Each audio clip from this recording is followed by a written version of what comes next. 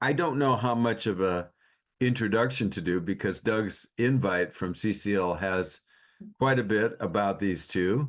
But the way they have put the title is Conversations with Conservatives, Depoliticizing Climate Change. And they're gonna talk about the friends they have from Texas, I guess, that went to visit you um, in Europe, actually in England. Yeah. So let's just follow their lead, and this is, I think, was well put, Ian, that we're taking a page out of Katharine Hayhoe's book, that we need to talk Yes. about it, and we need to talk about it in ways that are effective, and that's our goal tonight. So Yeah. go ahead and introduce yourselves more, and lead on. Okay, so this is going to be a little unusual because um, usually Dara is the person that does most of the talking in any sort of situation when we're a couple somewhere.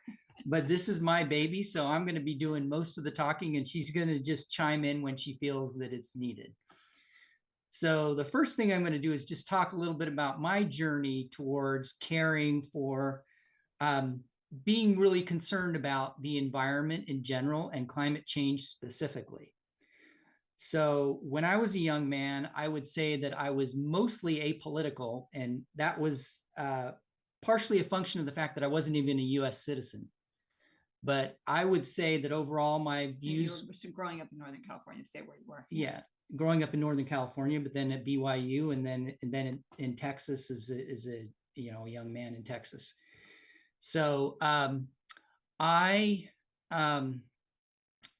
I would say though that my views were pretty conservative.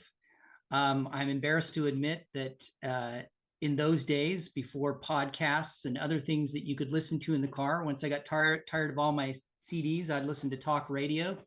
I listened to Rush Limbaugh, for example.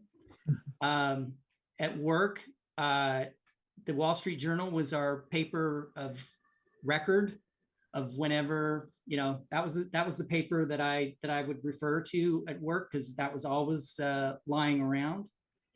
But as time went on, and I did a lot of commuting, long commutes when I was early in my career, and I got a little tired of all the talk radio and decided to start listening to NPR. And with that, I became more informed, and also reading my local paper, the Dallas Morning News, I became more informed about the reality of climate change. And I remember this was back in the George W. Bush administration. I decided, you know what, I'm going to go look at the websites, that the NOAA website, I'm going to look at NASA's website and see what they say about climate change. And this was during an administration, like I said, the George W. Bush administration, which was fairly conservative, but yet on their websites, they talked about climate change and the reality of climate change. I also looked at the websites later of oil companies, and they all admitted that human-caused climate change was a reality. And so my views on it gradually changed, and I felt like I became more informed and more aware of the threat that it was to us. And since that time, I have discussed it with friends. I remember that, well, first I'm going to say some people, it's very difficult to discuss this topic with, and some people just are not going to be convinced. I remember one of the first times discussing this with a friend, and she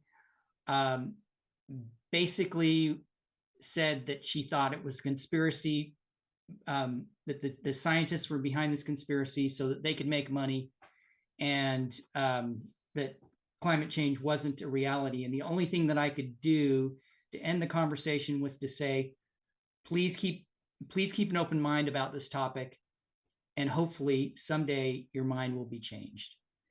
But lately, I've been talking to people more about things about climate change. I am a realtor, and I got a mailer a couple of years ago from my Texas Realtor organization asking me to vote for a number of people who had no interest in addressing climate change and in fact seemed to be in the pockets of the fossil fuel industry. So I was pretty irate about that my dues were going towards an organization that was promoting this. And so I called the Texas Association of Realtors, asked to speak to the lobbying liaison, and gave him an earful about the fact that we should be concerned about climate change, and that I didn't appreciate getting these mailers encouraging me to vote for people that didn't believe in that. And that the same thing happened with this election. With this election, I got a mailer asking me to vote for certain prominent people who have rebuffed me time and time again when I have emailed them about acting as a member of CCL, asking them to take climate change seriously, and basically just getting snubbed. And so I called the National Association of Realtors office and I gave them an earful.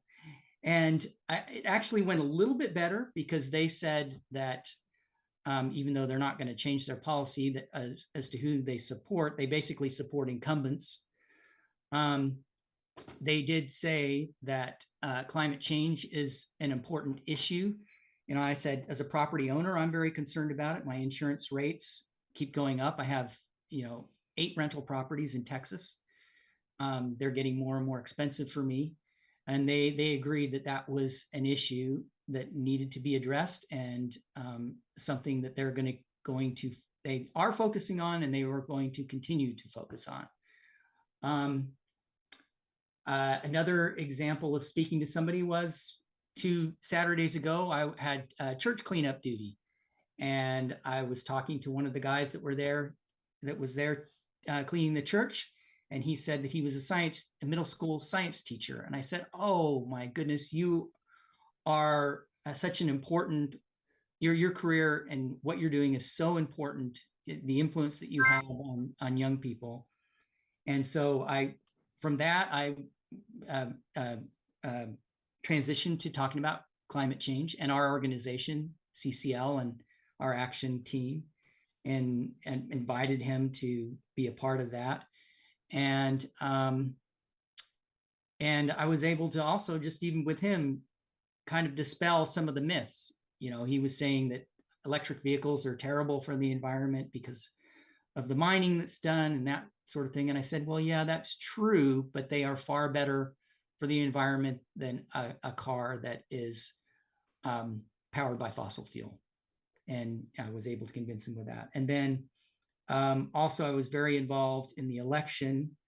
I did phone banking, and I was able to flip a voter from a candidate who was not a climate change denier to someone that was. That involved 20 minutes of discussion, mostly about inflation. And that's mostly how I was able to convince them, was to clarify why we had inflation and that it's a worldwide phenomenon. But climate change was part of the discussion because the storm in North Carolina came up, and I discussed that and said, talked about how we really need to address what is causing storms like that storm. So that's a little bit of background. But then this summer, we had 5 couples that we knew were going to be visiting us while we were in the UK. And I thought, well, they're a captive audience. Let's take advantage of this situation. They're staying in our home. Ian's chauffeuring them all around the countryside. Right, exactly. So my plan, which didn't work out, but my plan was to talk to them about climate change and then give them this book, which is the world's littlest book on climate, which is an amazing little book that you can read in like 15 minutes. I ordered the books right before we left, unfortunately not giving myself any time for any problems, and they were delivered, and so I didn't have the books to take with me, unfortunately.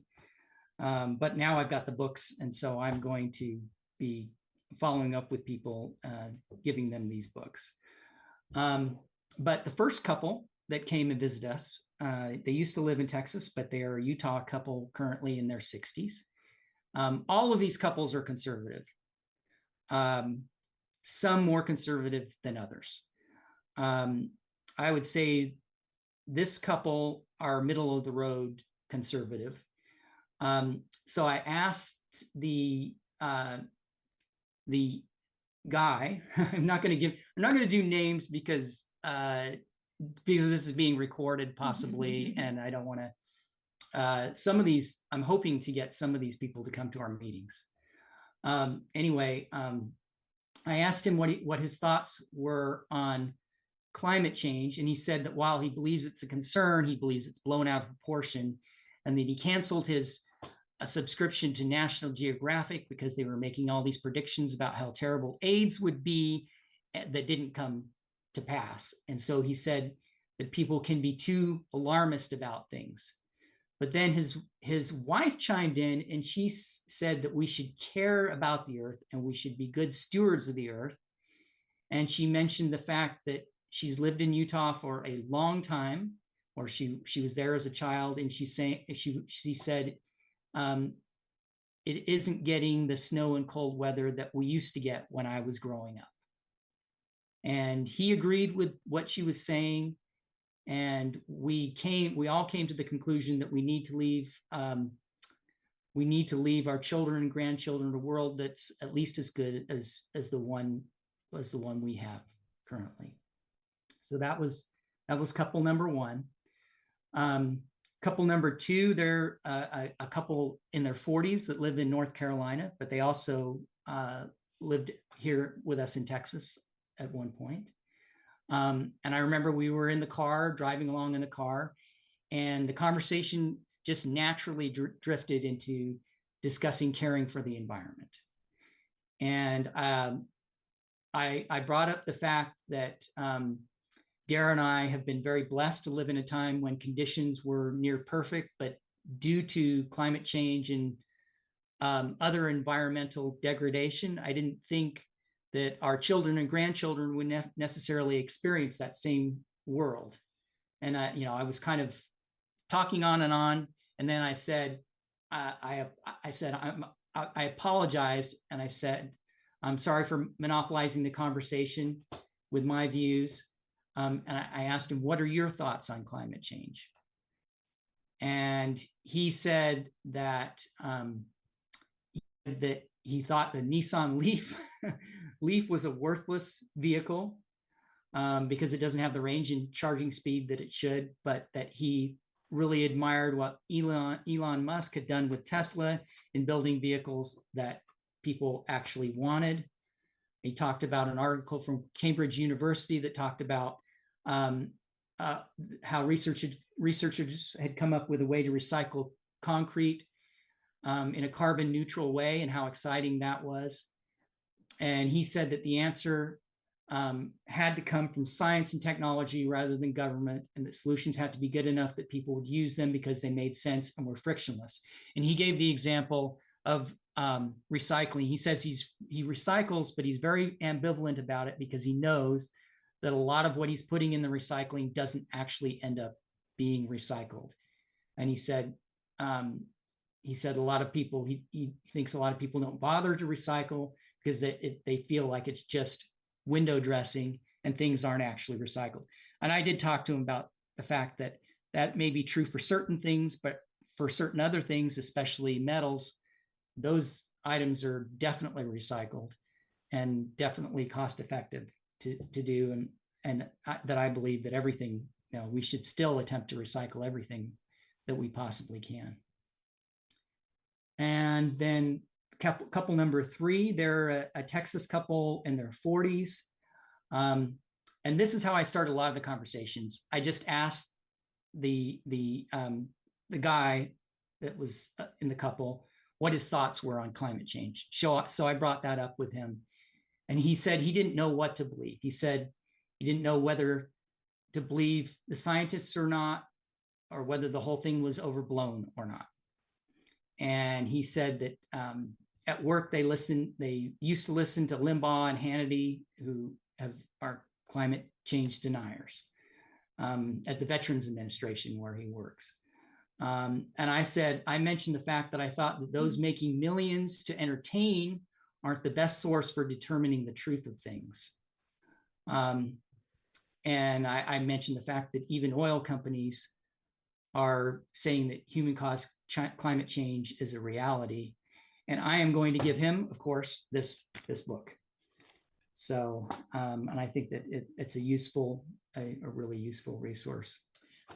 So just to chime in on one thing, I think when you go into a conversation with someone that you know is at a different place in the political spectrum than you are, and maybe voted differently than you did in the last election, sometimes it's hard to broach a conversation like this. But just like going and talking to someone about religion that you think's has very different religious views than you, I think it's always good to try and find a place of commonality first to talk from and to hear what they do believe before you start preaching what you believe. So I think Ian has done a good job of that with broaching the conversation with a lot of these people who have very different views from us, and just first asking, that whole 7 habits thing of seek first to understand, asking people what they know about it and what they believe about it, and then trying to find a place of commonality to then educate them and enlighten them a little bit. Yeah. So the fourth couple, when I brought up the topic of climate change to the gentleman that's in this fourth couple, he said climate change is a reality that we need to address, and he agreed to attend LDS action team meetings, or at least come to a couple of them. So that went well. The fifth couple was the most difficult. The most conservative. The most conservative. The most conspiracy theory. Regular consumers of Fox News. And that all their arguments seemed to just be lifted from the pundits' talking points on that particular channel. He works for Toyota, but he said that EVs aren't ready for prime time. He said the technology just isn't there yet, and that it's environmental window dressing by car companies to produce EVs. He said that the switchover was too costly and happening too quickly. But he was in support of hybrid vehicles, which of course is Toyota's bread and butter. Mm-hmm. So, but like I said, there's certain people that you're just not going to convince. And I think that they would probably be in that camp, maybe not, but there are other people that I know that would even be more so in that camp, but they were a difficult couple to have that discussion with versus the other 4 that I previously had discussed it with. And then there was a bonus couple. And this couple one of them is very prominent in LDS church leadership. And nothing to do with me because I don't know anybody in church leadership, but Dara does happen to know. And I'm not going to bring up their name, but there's somebody that a lot of you guys know already who I'm talking about. Anyway, we had dinner with them in Brussels, and I brought up the fact that I was concerned about climate change and that I belong to an LDS group that is working to address that. And that person said that they're concerned about climate change also, and that it shouldn't be a political issue. And I brought up the fact that John Curtis was a good example of someone that bucks the trend of climate change denialism, and that he'd spoken to our group, and several people in our group had gone on hikes with him, and their response was he will make a they think he will make a fine senator for Utah. So, so that's that. But I can tell you, just based on that and other things, I think that the church leadership is ahead of the church membership when it comes to this particular issue. Agree. In a broad generalization, I would say. So anyway, that's what I had to share. Any Yes. questions or anything? Yeah. So Dara, anything you want to add to that? How did it feel? Do you feel that Ian has ruined these friendships forever, or No, what do you think? No, definitely not. I think I did more damage talking about gun violence and gun safety with some of our conservative gun owning friends here in Texas. I did way more to damage friendships discussing that topic with people than Ian has discussing climate. Yeah, but I mean, I do have to say that people select who they're going to be friends with based on having some things in common. Yeah. And so, I would probably have a difficult time, where Doug lives, where you can't find people that you can actually have common ground with. That might be a very difficult thing. If you go to our church parking lot, you're not going to see MAGA stickers on cars or people wearing MAGA hats at church functions. There are people that subscribe to that, but it's not the kind of thing that is done. They're flaunting it. Yeah. They don't flaunt it. And you will see that where I am. Yeah, no, I know. And you will see it in Texas. You just won't see it in the church. Yeah. At least not in our area, the church. But these people are all conservative people, more conservative than Dara and I are. So, well, congratulations on having those conversations. That's fantastic. Yeah, it was good. It was actually good, overall positive experience. Do you feel that you're better at it now that you've done a little bit of it? Yes, definitely. Yeah.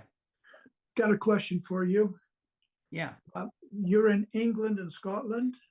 How did you find the people over there that aren't United States citizens feeling about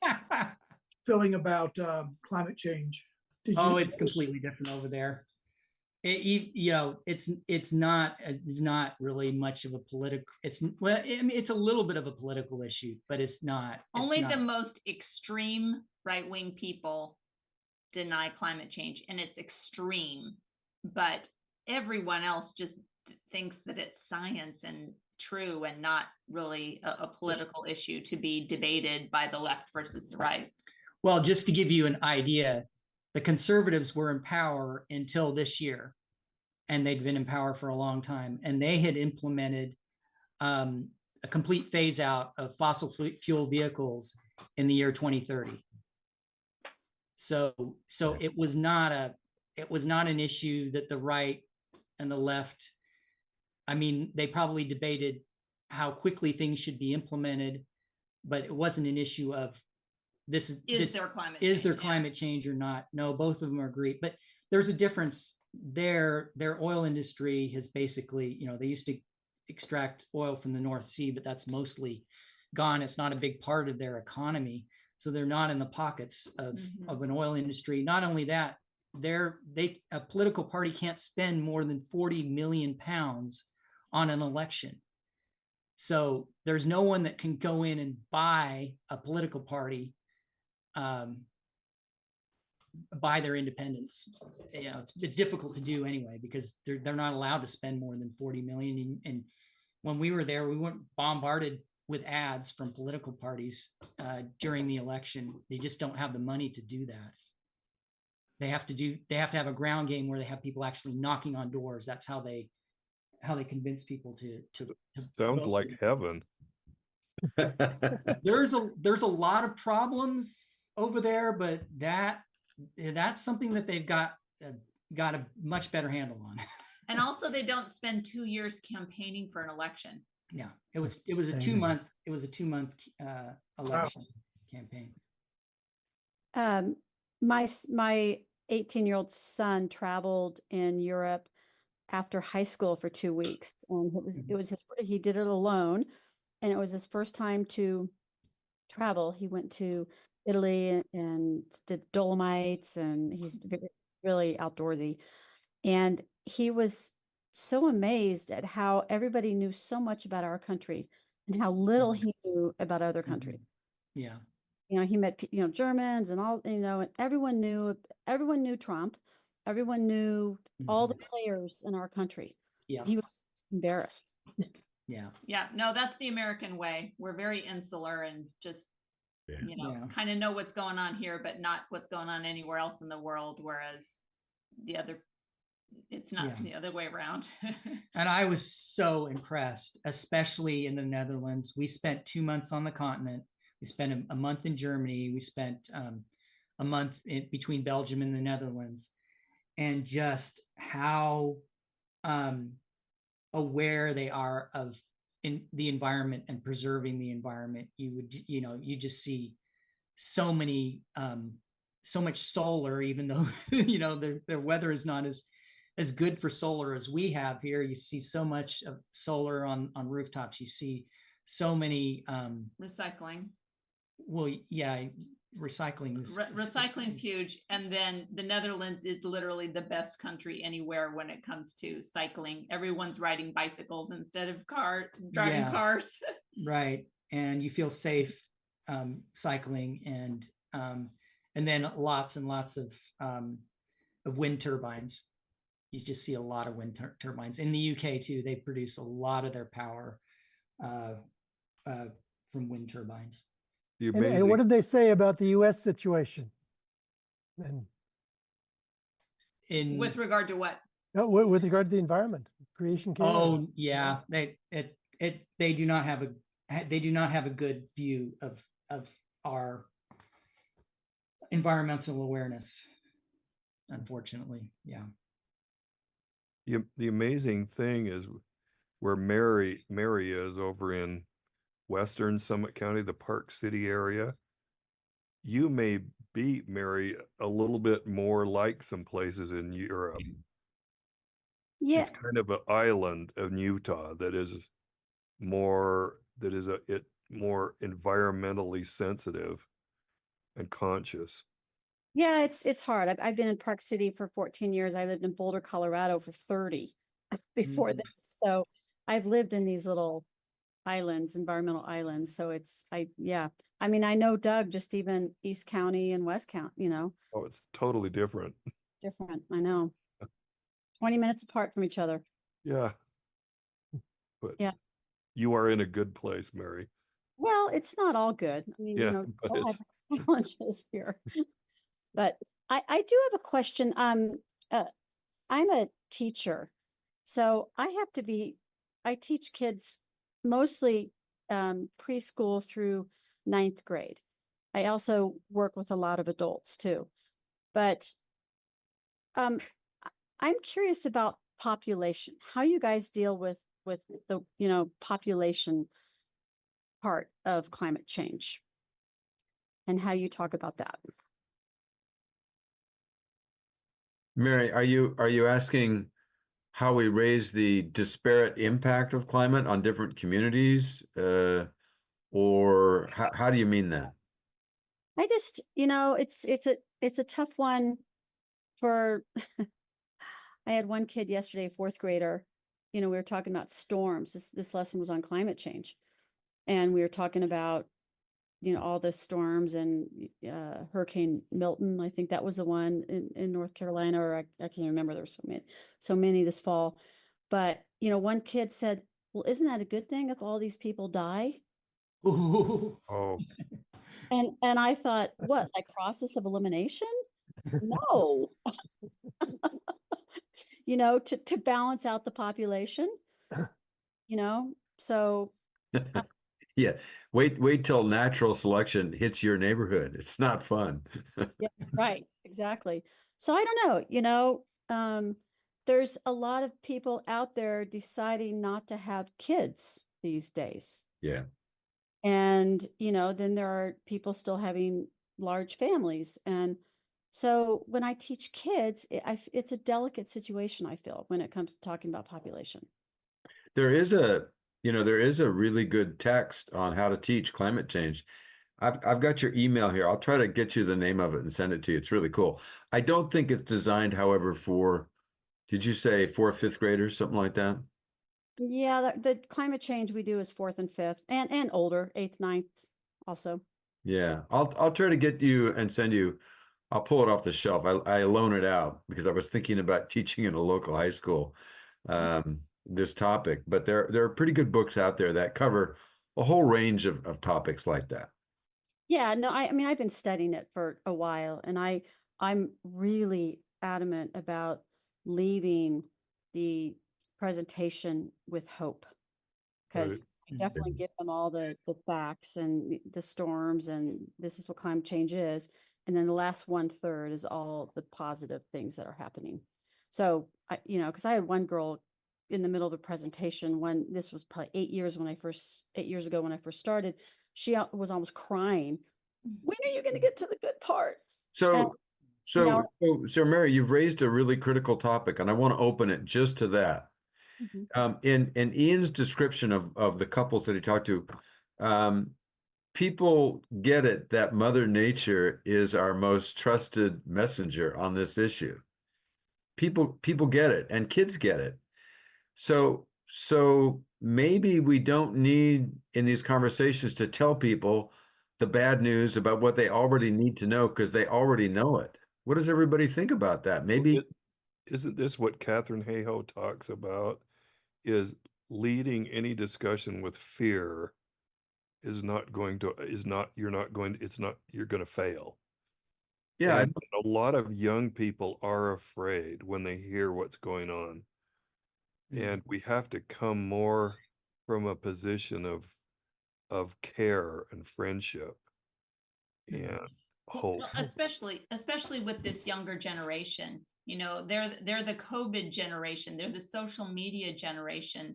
So they've grown up in an environment of people fear mongering and selling hate for profit. And so yeah, I think we do need to be careful with them because they've got this fragile mental health of having sat around doom scrolling for years through social media through all of their formative years. So I think it is important to frame things up in the spirit of hope, and here's what we can do. Yes, bad things are happening because of climate change. We know, we see the news, we see the natural disasters, but there's things that we can do, and this is why we should care about it, and we should do them, and we should talk to other people about doing them. I wanted to go back to what Mary was saying about population as well, or bringing up the topic of population. And that is that the unfortunate reality is that many people who are deciding not to have children are those that would educate their children about the risks and dangers of climate change. Those people that are the most educated are having the fewest or no children. And so they're less likely to have the people that are going to address that particular problem. It is true that currently our planet cannot sustain, with our current population, it's not sustainable. Our population is not sustainable with how we are behaving as humans, where there's too many people on this planet for us to behave the way we are behaving right now. And so population is a concern, and I think we do need to be concerned about the environmental degradation that happens due to overpopulation, because right now we don't have all the answers, and there is a limit to how many people this earth can sustain. We need to be more concerned about what demographic is reproducing. Well, that's a reality. Is that what you're saying? Well, I mean,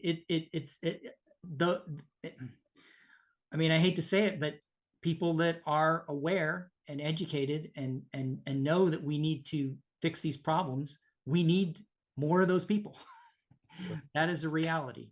Well, there's also, it's the distribution of population too, right? Right. It's not that there aren't vast areas of the planet that are uninhabited that more people could go live in, but you know, we just have overpopulation in so many particular areas of Yeah. the world that are in very Well, problematic I mean, situations. the UK is an example. There's too many people on that island. There's 70 million people next year. The population has been growing, and there will be 70 million people on that island projected next year on the land that's the size of Oregon, which has 4 million people. So population is something that we should discuss. We shouldn't be afraid to discuss that as a topic. But it's just one part of it all. Other comments or experiences? What do you think? Does anybody else have experiences talking to conservatives about climate change that they would like to share? Can I quickly mention 3 experiences of groups of conservatives Uh-huh. that several of us have had, and is kind of part of the discussion we already had. These first 3 all involve John Curtis, and so others, you know, Dave and Craig were part of that, and so forth. But they were defined as conservatives. The first is October 4th, Conservative Climate Summit, and how well this conservative senator-elect talked about avoiding the extremes, denialism on one end and doomism on the other end. He rejects both, and I think it's a valid approach, and I think it works better than picking one or the other. The very next day, about 18 of us took a hike with him in Midway. About 3 hours. Is that right, Dave and Craig? And there he expounded in a more intimate way about his views and his concern that all of us expressed. Anyway, it was really a treat to be with him. The third, a week or 2 later, was sponsored by Scott Anderson, who we heard last week. The Conservative Conservation Coalition is headed by Benji Baker. So the conservative group, maybe the largest in the country. He said it was, actually.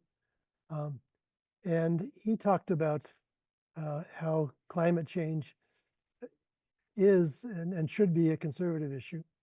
And then of course we had Curtis there with his competitor for the senator point. That would be Carolyn Guy.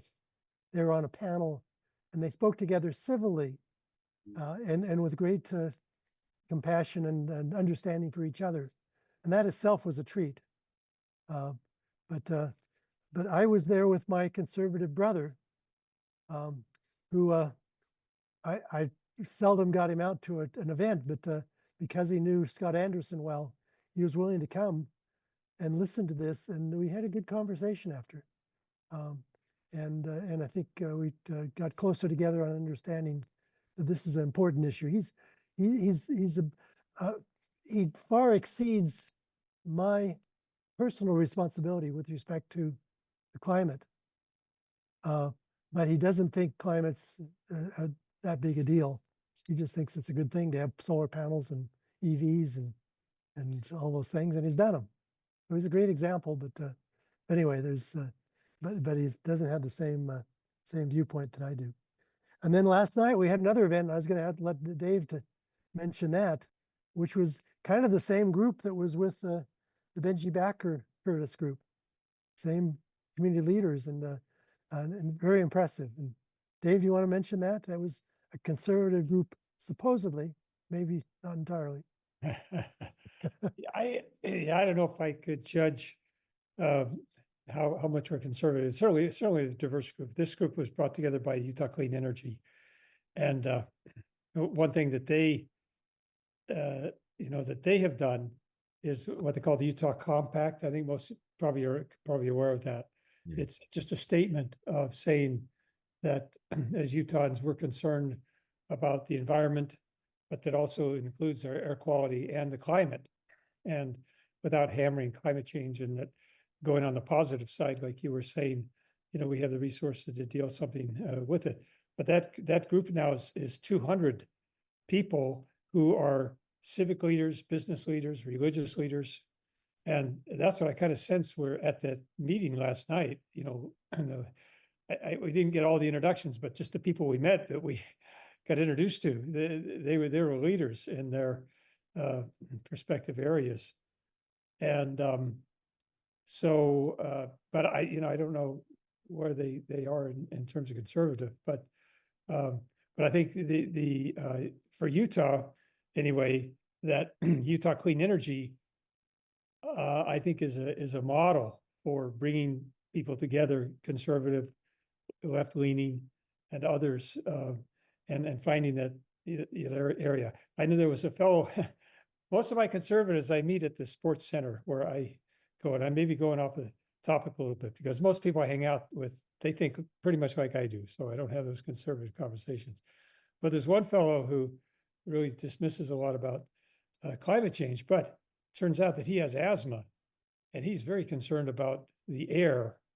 And so while I'd love to be able to have a similar understanding about the climate in him, he was all for doing things that would get cleaner air, and if we can come to the same conclusion of what to do, even if we don't agree on the reason to go that way, that's so often the best we can do with certain people. Just going off what you just said, we've been instructed here at CCL here in Texas, when we go to hearings, to focus on that exactly, clean air, pollution, rather than talking about climate change when we go to hearings in front of the Texas House and Senate. Yeah, they're doing the same thing here. They're trying to emphasize the solution. Just start focusing on the solution. If your friend works for Toyota, it'd be interesting to know, why is Toyota working so hard to develop hybrid and electric vehicles? And I don't know that much about clean energy, but I know that everybody understands windmills. Everybody understands solar. Everybody understands there's a lot more electric vehicles out there. And I think that's all the conversation really needs to do, is to say, there's a lot of innovation that's going on. There's a lot of dynamic technology coming in. They're trying very, very hard. People are coming up with the solutions. Just focus on that. I think that's all you really need to do, because then you're not rubbing their nose in, I know stuff that you don't know, and I'm going to spoon feed it to you. That's just not helpful. That's where sometimes talking about pollution is an easy way to start. Most people will agree with pollution issues. Yeah. Or the Great Salt Lake is Yeah, another big one Great here where Salt we Lake. live. Yeah. Well, Go ahead. ahead. Yeah. I don't know. ahead. Go, Mary. I was just gonna make a comment. I went electric with my stove, convection, induction. I have really bad asthma, and it's improved quite a bit. So no methane in my house anymore. There you go. We Yeah. just did the same thing 2 months ago. Mhm. We switched our stove out from gas to electric. And what's funny is, I feel like there's not a lot of awareness here in the US about the fact that gas ranges are not safe. Like, there's been a lot of studies that have shown that it's really not safe. But I still, just talking to my friends here, people feel like, oh, gas ranges are what, real cooks use and that type of thing, where it is, there's not a lot of gas stove tops in Europe. Yeah. Well, Europeans are old and wise. And aren't induction ranges Aren't there some great subsidies offered for those? There are some, yes. Yeah, the thing is I had to upgrade my power box. And there Right. was a subsidy for that too, but you know, it's We not. did too. We just remodeled our kitchen and we got you know, an induction convection range as well. And we paid, I've blocked out how much we had to pay because it was so traumatic. I mean, the oven itself was so expensive. And then when the electrician came and said they had to spend another, was Well, what they had to do was more expensive than the oven. The oven yeah, it was wasn't- well over wasn't- $1,000 just for the The oven electrical wasn't work. too bad. Yeah. Yeah, but we love it. In England, of course our cooktop there was induction, so we like, yeah, we really like it. We really like it. Hey, so you too, my wife is listening and she loves to cook. Have you noticed a loss of the ability to cook certain things by using convection and induction? No, easier. no. I think I can boil water. I could put I can boil a pot of water like with less than 1 minute. Yeah, I've only boiled water for like making pasta once since having this induction hob, and yeah, exactly what you're saying, Mary. When I turned it on, I could not believe how fast it started boiling because our gas range, it took forever for water to boil. Right. I do have one more question for Ian. Based on your experience over the years and talking to conservatives, you know, we've talked about a few of the topics that will get people's attention, being pollution coming from dog, the environment, which is, you know, vast. Economy is one thing that's always going to get attention, you know, not always, but often with conservatives. But over the years, what is one thing, you know, kids, grandchildren, of course, but what's one topic that's really gets attention, would you say? And if it's the environment, if you're going to say the environment, how do you go there? Because that's very different for everybody.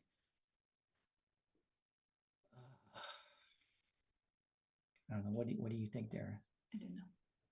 You have to answer. Hey, I have to answer that. Or is it tying the economy into, you know, the changes ahead? Or I mean, I don't know if people recognize that fact, but the reality is that China is continuing. China already basically wiped out the solar industry in the United States because in the first Trump administration, we decided we were going to stop subsidizing our solar industry. And the Chinese just leapt ahead of us and took over that. And now the same thing is about to happen with the EV market. And that's something, economy is important to all of my conservative friends. And I wish that I could convince them that it's going to put us in a very bad position 10, 20 years down the road. Look at what home insurance rates are going to. Yes. That's a good one, Doug. That's a good way to start, because a lot of the economic problems may seem distant, but they're really starting right now. Yeah. And especially here in Texas, that is a good one. People will only have to look at Florida, and where 25% of homeowners don't even bother to insure their homes anymore because they can't get insurance that's affordable. And it's getting that way in Texas too, because we are the state that actually suffers, you know, from the biggest climate related disasters here in Texas, or maybe the second after Florida. I think it's starting to happen here in Utah too. I own some apartments and I just got notified on half of them that they're going to cancel my insurance because they don't have my home insurance in their possession too. And so I'm working through how I can keep insurance with those companies and maybe move my house over or find new companies to do it. So there are changes taking place with insurance. And maybe part of that is when I talk to conservative people, a lot of it is convenience. If it's inconvenient, they don't really want to move forward and do something or make changes in their lives until it becomes a crisis. And then maybe it's too late to do it, but that's when they start wanting to make the changes that that we see needing to be done. And Yeah, then just, unfortunately, you're right. You know, what I'm hearing is in talking to conservatives, the best entry point has to do with economics and how to, you know, EVs can save money in the long run. Absolutely right, And- Dave. And That is so many absolutely other right. things. So That's I, gonna win out. The problem is, when you get down to it, is the timeliness and the urgency issue. That's where I'm finding that my conservative friends, like my brother, are not on board. And that's a harder one we run up against. Yeah. And I think that's part of the convenience part is the money part, and just taking time out of their lives to make some changes is combined all together until it becomes an urgent thing and they're pushed to do it. we're doing good. I think we should follow this up and talk some more about the economic aspects of this. I went to a meeting of investors with my investment counselor, and they were they don't talk climate change. They don't do that. They are capitalists. They are proud capitalists, but they are dynamic capitalists. They are aware of disruptive technology that's going to change everything. They're passionate about capitalism, and that we're planning for 5, 10, 15, 20 years down the road. That's what they're saying. And so they are setting goals and embracing change, and they know that these things are coming, and that's the approach that really does work with people. So I think we should find another way. I mean, Scott Anderson was a perfect example of it, of innovation, dynamism to try to meet these needs. Those are the arguments that people want to hear, and it's an economic argument. I heard it at the Conservative Caucus. Craig, forget his last name, runs, and they said, you know, the argument for these people is you can spend $1 trillion in the transition to clean energy, or you can spend $100 trillion trying to bulwark the United States and keep it from being battered all the time. That's an economic argument. Now, that's not the best way to put the argument, but that's what it is. The transition is there. The technology is there. The solutions are there. It may be that Tesla's ahead of the game for electric vehicles, but Toyota's coming in. We just bought a Subaru. That's all electric, and people are doing it. It's going to happen.